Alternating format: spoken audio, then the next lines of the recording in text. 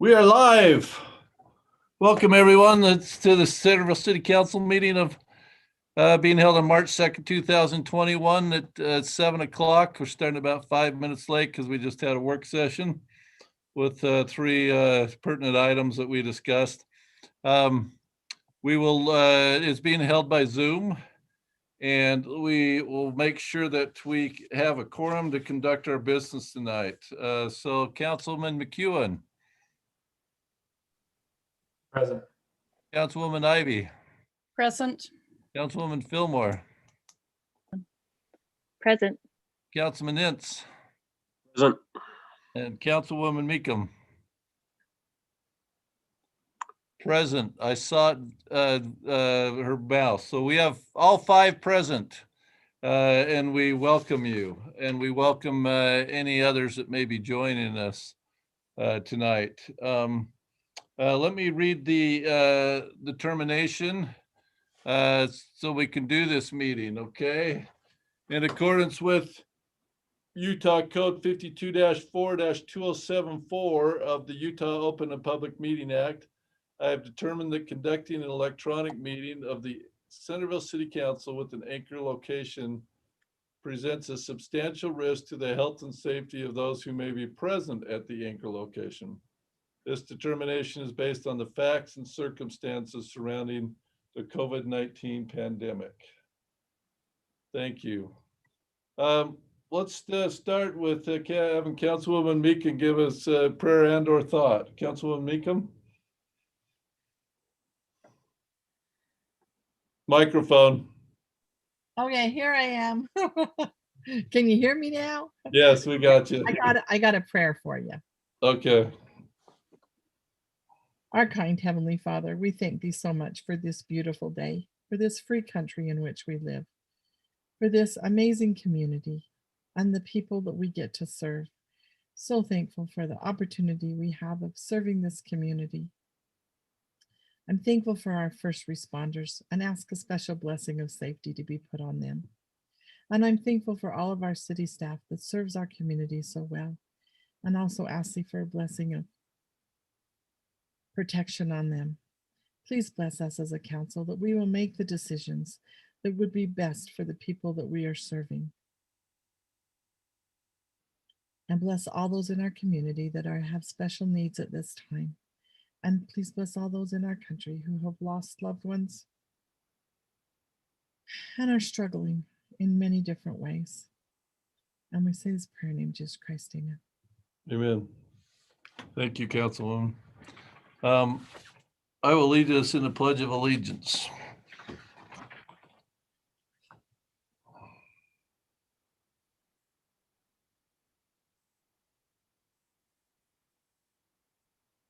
Jenna, you have the flag there? Thank you. I pledge allegiance to the flag of the United States of America and to the republic for which it stands, one nation under God, indivisible, with liberty and justice for all.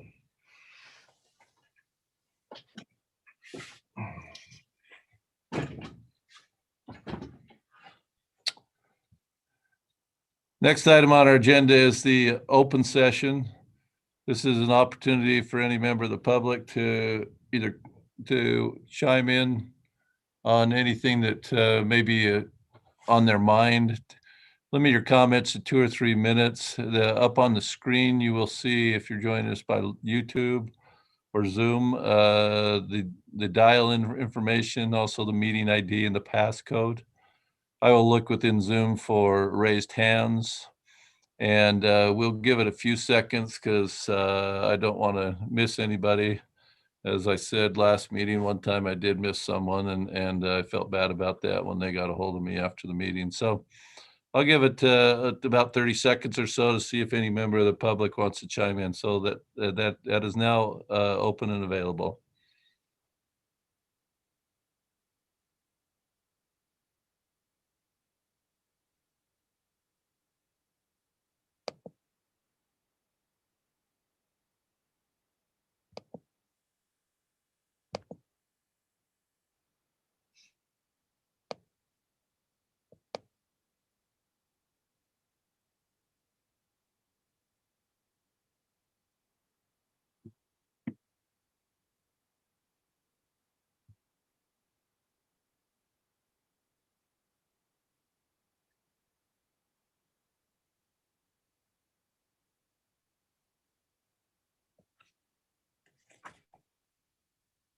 All right, I don't see any hands raised. I haven't got to any texts or anything that somebody's called in, so we will move on from the open session and move on to the business of the meeting. First item of business tonight on the meeting is this is a municipal code amendment, CMC 8.02.022. This is to consider ordinance number 2021-06 regarding amendments to that code, renaming the Lee Scablin Memorial Natural Park. And I missed the, because I had some computer problems, and Mayor Pro Tem Meekum effectively led this last time. So it's just kind of a follow-up to that last time. Lisa, anything more to say on it?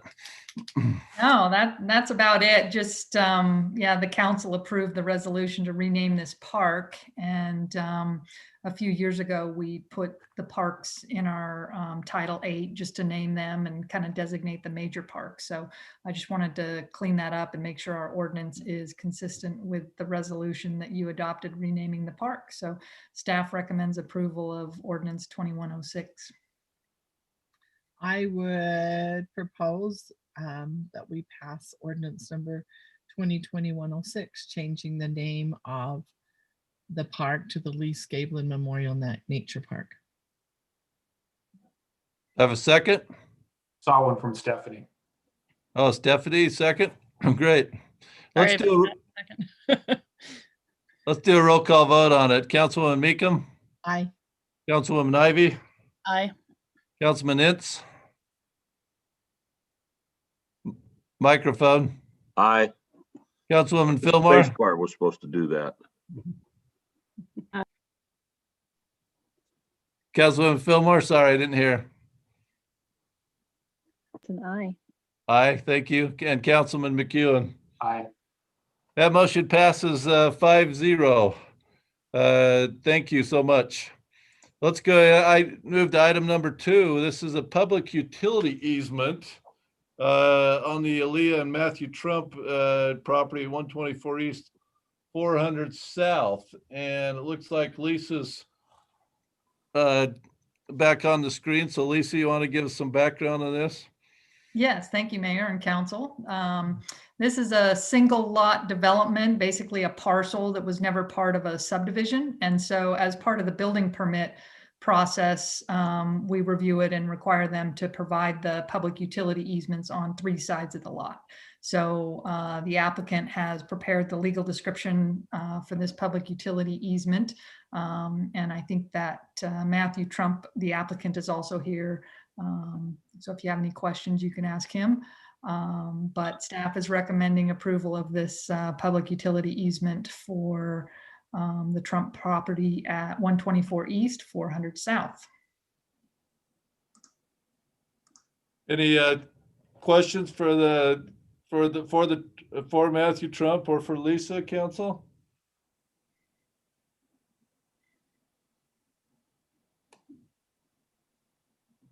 If not, then I guess I'm looking for a motion on it.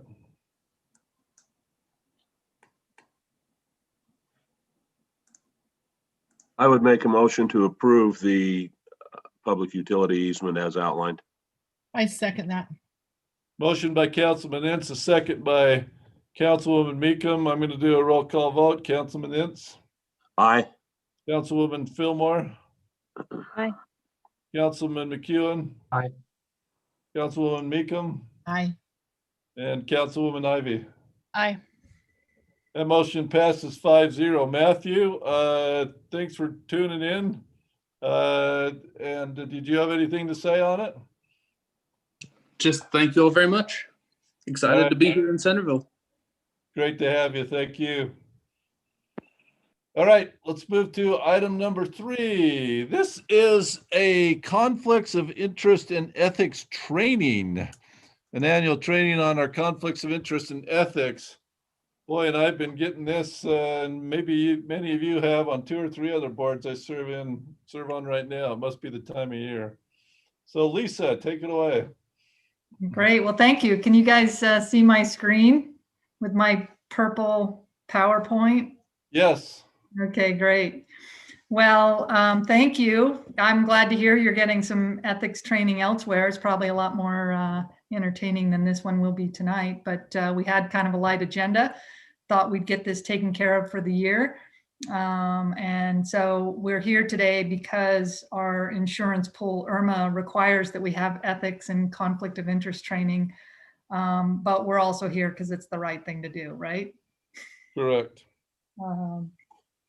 So just to start out with a little humor, couple gentlemen here, he says, I know the difference between right and wrong, but it hasn't held me back. So anyway, you know, there's a lot of truth in humor, and I kind of like this one and wanted to start out with it because I think we all do know the difference between right and wrong. And, you know, sometimes I'll hear you guys saying, I think I know the answer to this one, but Lisa. So I think when it comes to ethics, just, you know, go with your gut, because if you ask the question, it's probably something that maybe you shouldn't do, even if it's not legally prohibited. I also know that it's a faux pas to just read something in a PowerPoint presentation, but I was doing a little bit of research on some other just, you know, articles and things. And this was actually in McQuillan's, which is a treatise just for municipal corporations. And I don't know, it was kind of powerful for me. So I'm going to read it to you. Public confidence requires that municipal officials avoid conflicting interests that convey the perception that a personal rather than public interest might affect decision-making on matters of concern. Officials must be free of even the potential for entangling interests that will erode public trust in government actions. Thus, it is the potential for conflict rather than the proof of an actual conflict or actual dishonesty that commands a public official to disqualify himself or herself from acting on a matter of public interest. And I wanted to start with that quote because I really like it, because the Utah statute for municipal officers and employees ethics act is really more of a disclosure statute where you make the decision of whether to recuse yourself. And so I really like starting out with this idea of thinking about it as the public's trust, and that we don't even want to cross that line of having the appearance of conflict, because we do erode the public trust in us when we cross those boundaries. So I'm going to do what we're doing with the Planning Commission. Oh, I forgot to set my timer. I told them that they only have to listen for 15 minutes. And so anyway, I'll try to go through quickly. Sometimes it goes to 20 minutes, but I think that's a good amount of time for training. So I'll stick to this 15 minutes. You got free time for what you've already done. Start now. Well, yeah, I should have put 13, but I already had it scheduled. But anyway, what we're doing in the land use management, just actually reading the code, and it's been really helpful and interesting to find some stuff that I didn't know it was there. So anyway, I kind of prepared this one the same way, but basically we have a Municipal Officers Employees Ethics Act that we have to comply with. And the purpose of this act is to establish standards of conduct for our municipal employees and officials, and require these persons to disclose actual or potential conflict of interest, which I thought was good. So we are saying not just actual, but even potential is basically the purpose of this act. So lots of times I'll say, gosh, that's kind of close to the line. I recommend you recuse yourself, or I recommend you not have that conversation, because I do think that the purpose is sort of to stay clear of that line. The next thing to think about are the definitions, which people always think are boring, but that's really all the detail. But in these definitions, they talk about who this act applies to, and it's appointed officials, elected officials, and employees. But I thought this was interesting that I highlighted here, that appointed officers for purposes of this act include are members of our special, regular, and full-time committees. So, obviously all our committee members are subject to this. And the definitions also say that any employees of our RDA or other redevelopment agencies are subject to this. I highlighted this definition of assist because it's very broad. It basically says, if you want to take out some language, it says means to act or offer to agree to help in any way or provide help, advice, assistance. Anyway, it's very broad. So we'll talk about that later when they actually use that term. And then also improper disclosure. This is one that I think worries me the most about, some closed sessions. And I always say, okay, let's set this to memory that we talked about these things in closed session, because we do not want to talk about or disclose confidential information or anything we talked about in a closed session. But in the definition here, it says, if you disclose that to persons that have both the right and the need to receive the information. So they're sort of they're requiring both, that, someone may have a right to it, but we really still shouldn't disclose it unless they have the need. So I like that one. Just another little cartoon. This is kind of leaking confidential information. I think this one is funny though, because very rarely are any planning commission files confidential. Can you give us Lisa, can I interrupt? Yeah. Can you give us an example of where someone would have the right but not the need? So for instance, one thing that and it may not necessarily be counsel, but personnel matters. So for instance, someone might have the right to see private medical information on an employee, let's say, because I'm the city attorney. But actually, if I don't have a need to review their medical information, if I'm not reviewing an FMLA request or I'm not reviewing some performance issue, I don't have the need to see it, even though I have the right to see it. And maybe that, hopefully that's an example. I guess I could think of one for the council, but that might be, I have a right to see it, but really it's only a need only for these kinds of things. Is that? Okay, thank you. Okay. And I try to say that to people all the time about personnel stuff, that we need to keep it confidential. Okay, so I think in previous trainings, I've kind of explained that there's the thou shalt not, these are offenses. And then the second, next 4 statutes are, these are things that you shouldn't do and that you actually have to have disclosures about. But so right now we're in the thou shalt not. And so it says it is an offense for an elected official to disclose or improperly disclose private, controlled, or protected information. That is either going to provide you a personal economic benefit or provide special privileges for you or others, or you shall not use or attempt to use your official position to substantially further your economic interest or secure special privileges for others.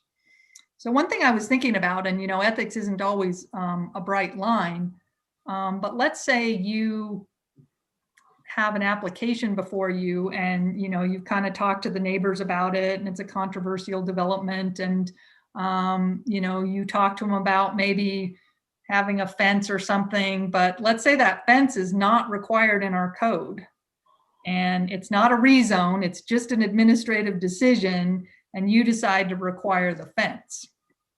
When I look at this, are you using or attempting to use your official position to secure special privileges? And I know that, anyway, I guess I'm just bringing that up. I'm not saying you violated the ethics law, but I think I want you to consider your conversations with neighbors or developers and what you do with that information when you come to make a decision. And go back to that quote and say, we're trying to, perform the public's business with as much objectivity as we can. And now obviously with zoning decisions or a PDO or things like that, you obviously have that authority. But anyway, that was one example that I just thought was one of those gray areas to have you think about. The next section is basically the bribe section. Please don't knowingly accept, take any kind of money or gift of substantial value. But again, it doesn't say period, but it just says that would tend to improperly influence a reasonable person. But again, I don't think that it's really a good idea in your position to take take money.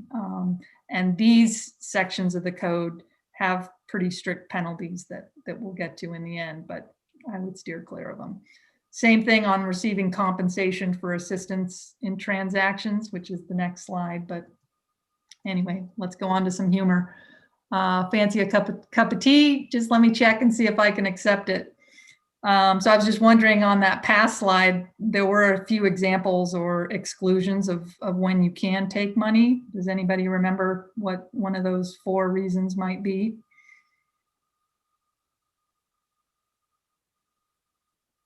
Occasional gift having a value less than $50, an award for public service, political campaign contributions, anyway, and a loan that's regular.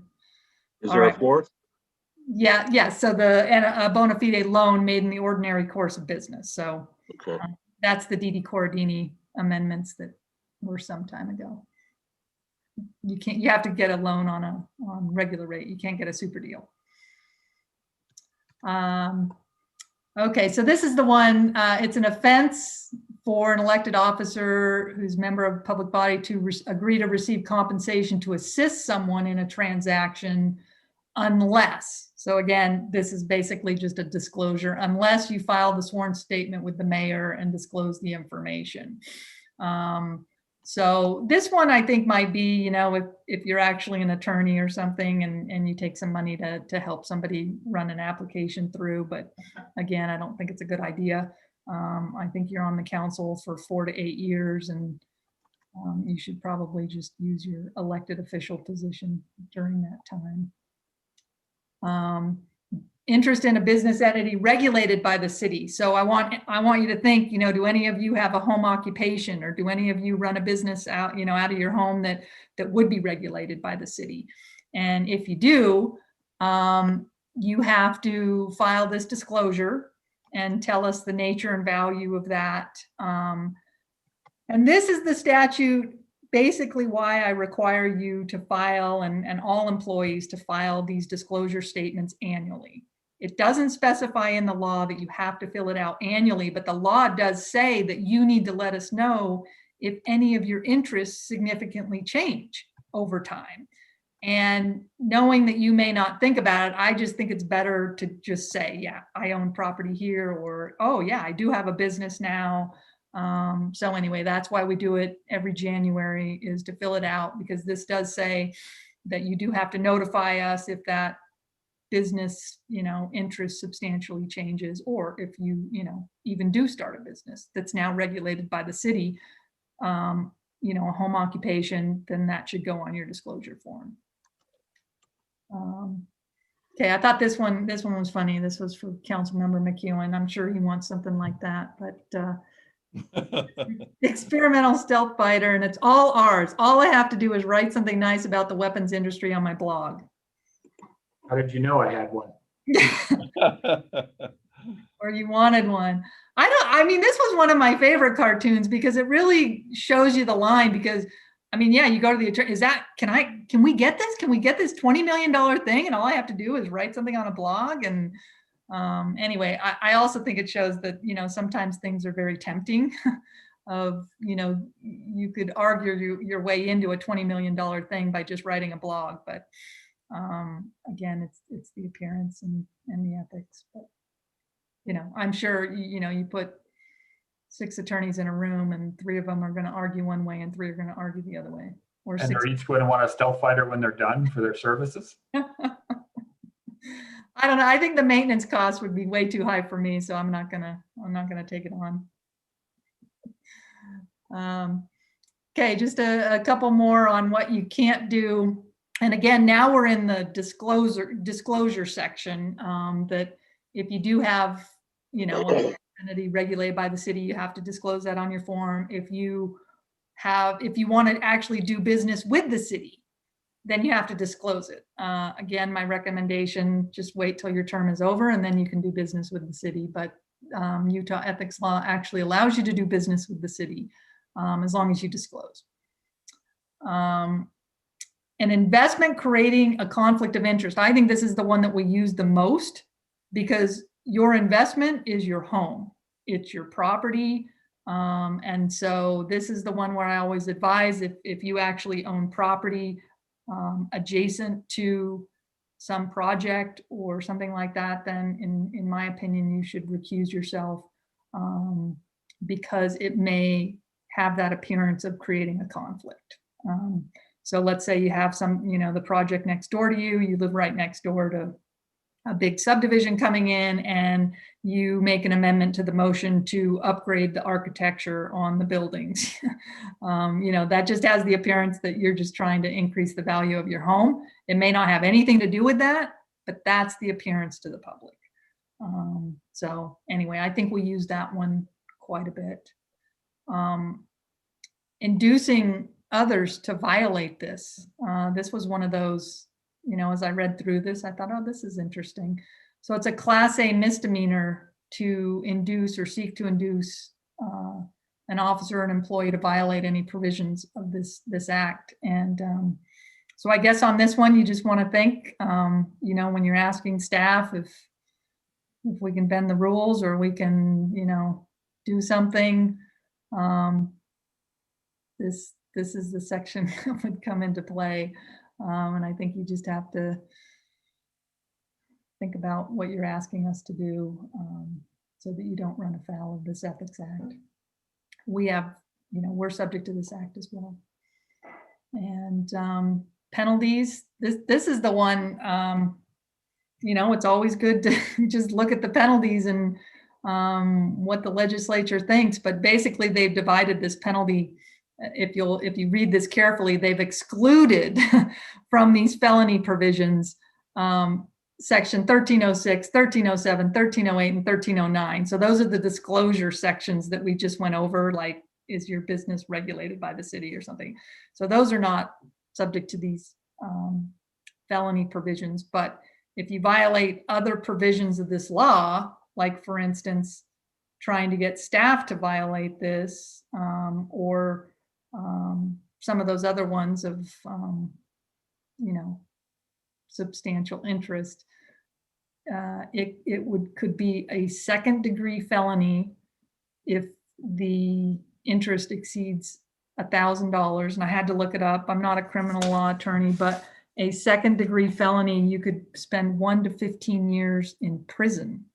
And the felony of a third degree, if it's less than $1,000, you could still spend 0 to 5 years in prison. So the legislature definitely takes seriously those bribery and inducement provisions. Those are very stiff penalties, in my opinion. Okay, I thought this one was kind of funny, so they're talking about having stock in something, or, my wife works there, or, my brother works for them. And then, what's the use of having conflicts of interest if you can't use them? So anyway, I thought that one was funny. Because it's true. I mean, it just seems so convenient. Why can't I just use my relative? Or, I know we're going to get a good deal if we use this person. And it may be true. We may get a great deal, but again, the appearance isn't very good to the public. Okay, well, I did want to just let you know that there is an ethics commission, and this was adopted in 2012, and we made the decision not to have our own internal ethics committee. So things just get bumped up to this state one, which I'm glad. I don't think we really want to be reviewing our own elected officials or employees. So I like that going to a separate outside board. And it's only a conflict of interest if the data turns out good. The point on this one for me is, if it's a conflict of interest, it's a conflict of interest. Don't try to talk yourself out of it or decide whether, it's of significance or not. And then just the last one, a little lawyer humor that I found. I thought this one was funny. I would take your case, but I have a conflict of disinterest.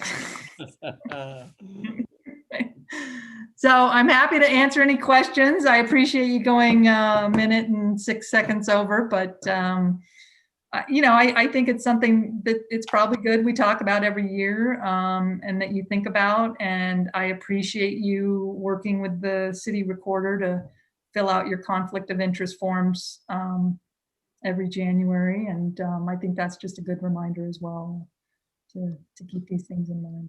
Have they been sent out It this year? I think they did. I filled mine out. We can send them again. Do some of you need it? I don't remember. Maybe- I don't remember doing it. Okay. Just give us an email nudge if it hasn't been done. Okay. Yeah, let's might- double check those. I mean, I don't even Might know. be what in my they- box. Yeah, we'll double check. We'll send it out. If you haven't signed, if we don't have one on file for this year, we'll send it to you. How about that? Thank you. And Lisa, it didn't even feel like 15 minutes. Yay. Good job. All right. Any questions? Good job, Lisa. Yeah, Okay. very good. You made it interesting and enjoyable, and I learned something from it, so thank you. All right. Well, for the next time, I'm going to have to learn how to do those Zoom polls. So, you can answer some quizzes or something like that. Yeah, yeah. Good deal. Thank you. That's all I have for tonight. Just Okay. Let's move to item number 4. This is the minutes review and acceptance of the February 16th work session and the February 6th city council minutes. Any changes to those? If not, do you have a motion to approve them? Motion to approve the minutes is posted. Second? Looks like Robin seconded. All in favor, aye? Aye. Opposed? Aye. Okay, great. That passed unanimously.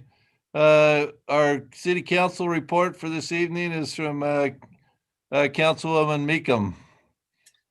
I don't have a lot. The transportation hasn't done anything since COVID started.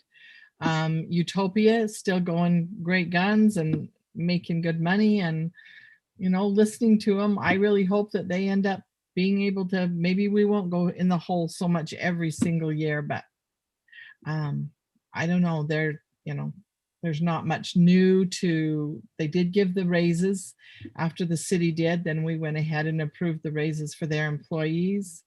Other than that, there's not really a lot going on with Utopia. Thank you. Any questions for Councilwoman Meekum? Thank you, Councilwoman. Mayor's report is next. I guess I do have a question. I just wonder when we would expect to hear about any sort of adjustment. I ate a hamburger, so I'm fine. I ate one. Adjustment as far as what we pay them? Yeah. Well, last year, what they don't really adjust what we pay them, but then they come back and give us some money back at the end of the year. The rebate or whatever, yeah. Yeah, and so they don't really adjust, but they are giving us a rebate. And last year it was, I think it was 120,000, wasn't it, Brett? It would be 120,000. I think it was 78,000 last year. It'll be 120 this year. This year. So it is improving. I mean, instead of a mask. Do we receive that? Yes, we do. When do Yeah. we receive that? That's a Jacob answer, but I believe it's the end of the year. Jacob can pop End of the in if calendar he year. wants to correct me, but I'm sure that's right. I think it's May that we get it. May, end of the fiscal year, towards the end. Okay. Councilor Meekum, I'll address that a little bit more. I'm working with UIA staff is trying to figure out a way, because you've got two entities going on, UIA and Utopia. Utopia has a bad debt. I shouldn't call it bad debt. I get in trouble when I call it bad debt. But honestly, transferring the funds from one entity to the other, there's restrictions. The focus is building out the system in the other cities, and then they're really going to evaluate what options there are of how pushing more towards the cities legally. It's bad debt. I'll say it. That way you can be off the hook.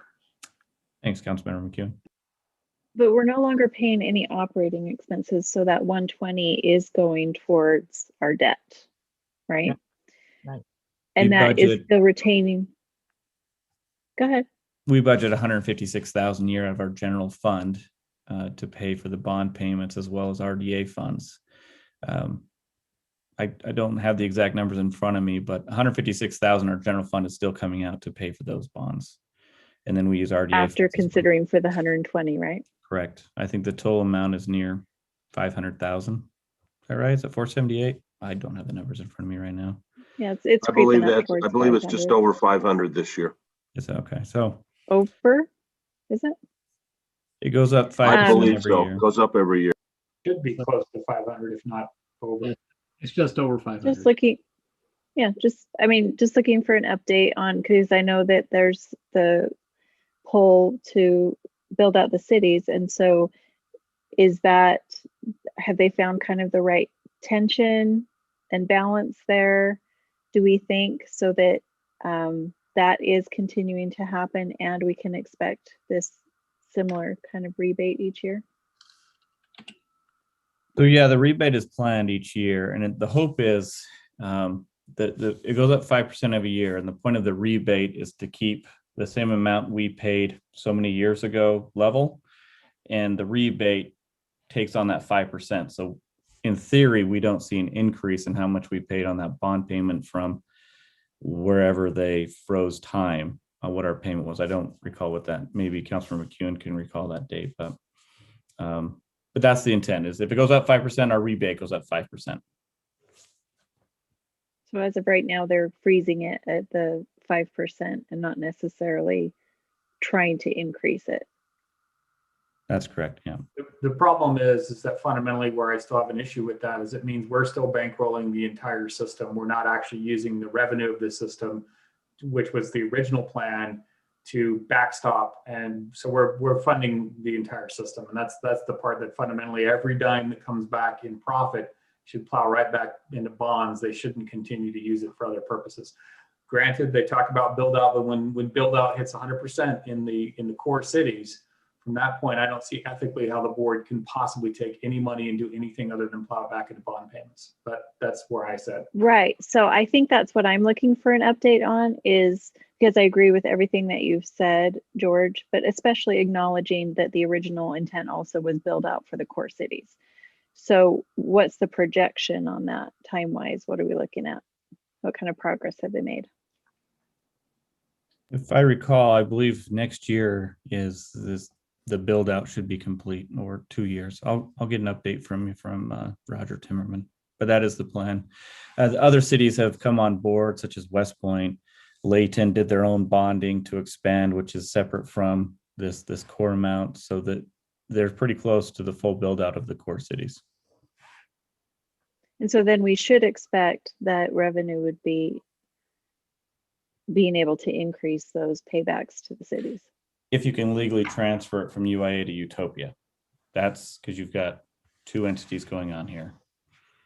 Because And they so did, it'd be like our water fund. I can't, if the water fund's doing really, out of the drainage fund, I can't move that money over to the general fund without some legal argument. But we're members of UIA, so couldn't they just pay us as straight from UIA to us Two as a separate member? businesses. So the only way this is going to happen, Tammy, is the board on Utopia and UIA are going to have to agree that the wholesale rate inside Utopia equals the revenue of UIA to pull that money in. There's no other mechanism. They can't just transfer, because they are two legal entities. And that's been my problem for many years, is they did a shell and they pulled the assets, they pulled the assets out, the customer base, and left the debt in the vehicle that we still own. So that's the Okay, only but maybe mechanism I see, is they got to move that up. But maybe I'm being slow, and forgive me if I am, but we're a member of UIA. And so if UIA has revenue, then wouldn't they just pay their member cities the excess revenue, and then we can do with it what we please, and we would just put it into our general fund, which helps pay the bond obligation? We'll have to schedule an agenda item on this, Councilmember Fillmore. I think your questions are valid. But let's schedule a meeting and we'll update everybody on where we are with UI and Utopia. Councilmember Meekum and I can discuss that. Thank you. Or maybe it is about that time to bring back Utopia back for a conversation, and maybe we have those conversations. So maybe that's what we'll do. It's probably about time. I think mean, that's it's a great pretty different story than last time we met with them. So We'll invite them back at a future council meeting in the next month or so, couple of months. I want budgets. We'll figure it out. All right. Thank you. Any other questions for Councilman Meekum? Thank you, Councilwoman. Next item is the mayor's report. I had a COG meeting. The biggest thing that came out of that is Congressman Stewart reported, talked about the September 6th, or sorry, January 6th, Capitol situation. Talked about the 1.9 trillion package that was passed recently. It was a good meeting. And then we had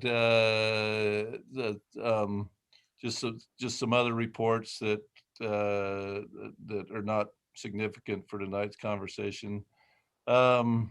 The landfill, so you guys know, up in Layton, it starts at summer hours on March 14th, 7 a.m. to 6 p.m. Tomorrow, if anybody's interested, the governor is doing a little half-hour deal by Zoom. First 500 participants. I signed up just before this meeting, and there were still some spots available.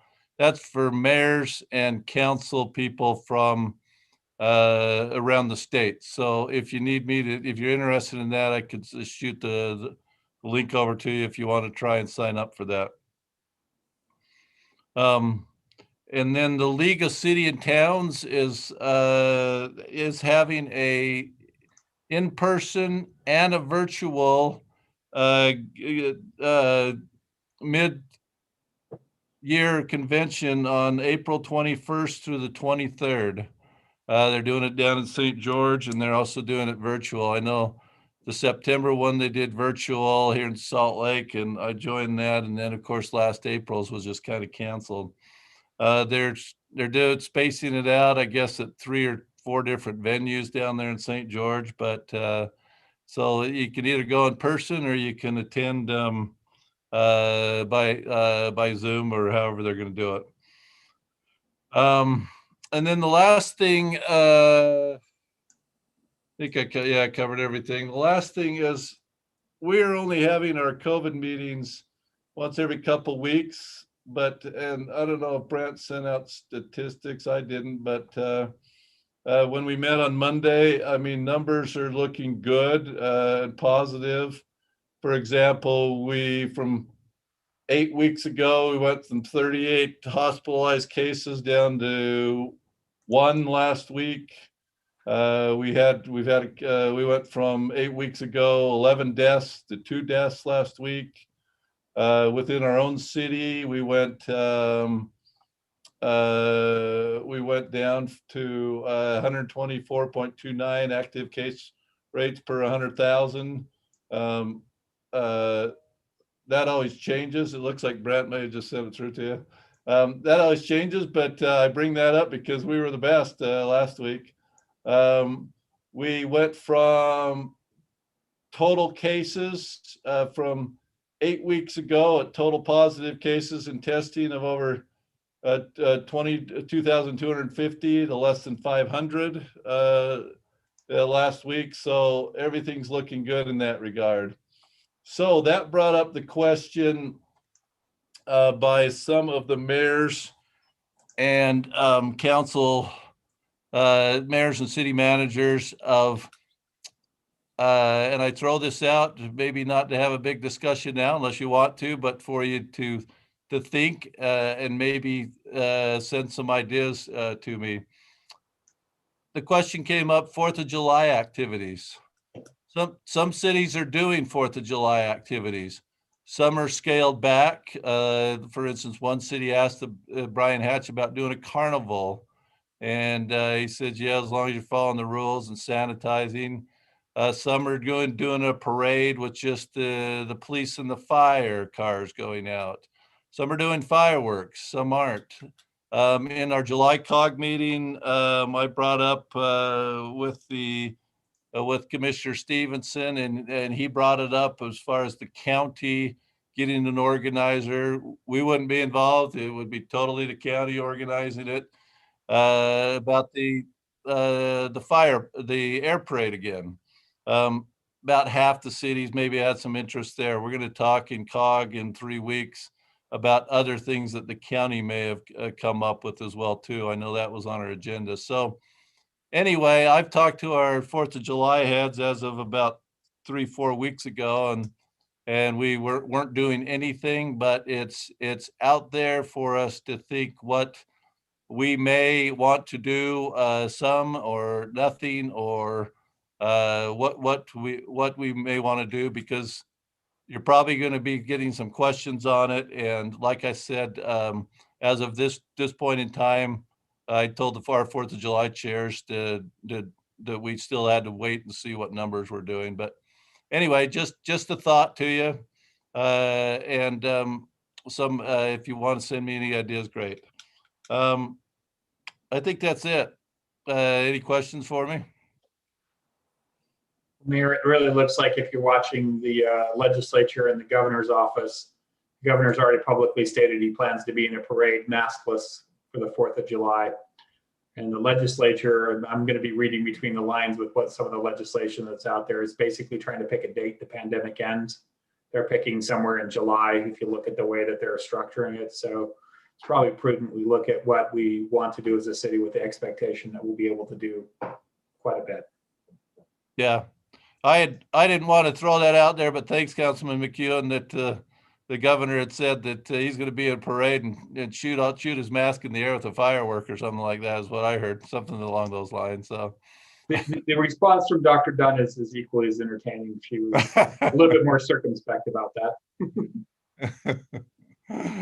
I didn't see that. So anyway, thank you, Councilman, for that information. So it sounds like we might want to think of something. So put your thinking caps on. Did I miss anything? Any questions for me? Well, thank you. So we will move on to the city manager's report. Brett?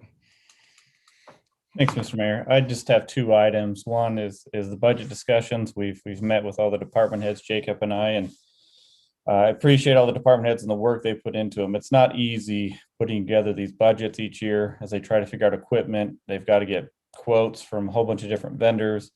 It's a very time-consuming process, and we do ask them to look for 3 years out as well. So we try to plan for the future. So I really appreciate the department heads and the work they've put into it. Appreciate Jacob and the work he's done. And I think the work session discussion was very helpful as we go towards, work into this budget season.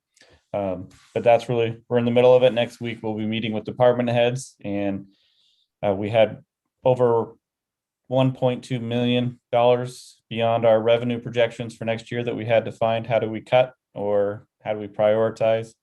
That's a challenging process. Now we go back and meet with department heads and see if they're okay with some of our proposals. We work closely with them, and this year what you'll see is essentially them discussing those items that were potentially discussed or dropped from this year's budget and what the need is, just to give you as a council a sense of some of the issues each department's dealing with. But we have to come to you, with a balanced budget, so we have to cut somewhere. But you'll get a good sense of where that is in these budget discussions in the next couple of meetings. Second, you didn't see on the agenda today the overnight parking ordinance.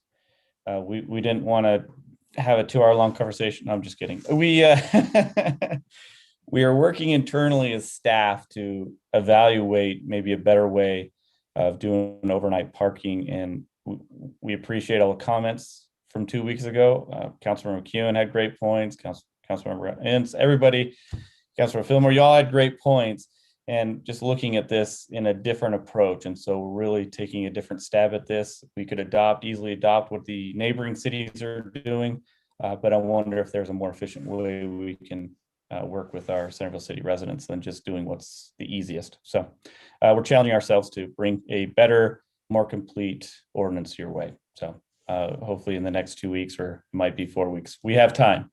This is for next year. So Anyway, that's all I have. Are there any questions? Thank you. That sounds good. Thank you. Thank you, Brent. I would look then to Janet to send us out a link to a closed session. I'd look for a motion to go to a closed session with no intent to return.